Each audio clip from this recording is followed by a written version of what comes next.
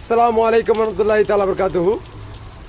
আমি চট্টগ্রাম বিপণনের সামনে একজন বৃদ্ধ মানুষ কলা বিক্রি করতেছেন, ব্যবসা রসুলের সুন্নাত মুস্তাফা পালন করতেছেন। এমন বৃদ্ধ মানুষ আপনারা একবার লক্ষ্য করে ওনার ইয়ার মধ্যে দেখুন, এই যতগুলি কলা রয়েছে এই কলা বিক্রি করে কয় টাকা পাবে।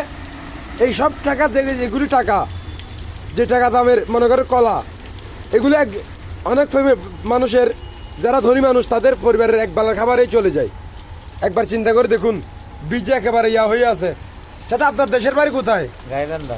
গাইবান্ধা। আপনি এই ব্যবসা কয় বছর ধরে করতেছেন? 15-20 বছর। 15-20 বছর। আল্লাহর রহমত আপনার এই যে এটা রসুলের সুন্নাত, এর মধ্যে একটা বরকত আছে।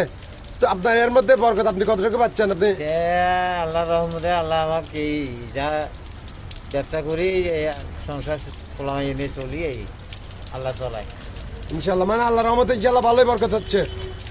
আপনারাও ব্যবসা হালাল ব্যবসা করবেন এবং হালাল রুজির মধ্য দিয়ে জীবন অতিবাহিত করবেন। এই ধরনের মানুষ থেকে পণ্য কিনবেন। ভালো থাকবেন, সুস্থ থাকবেন।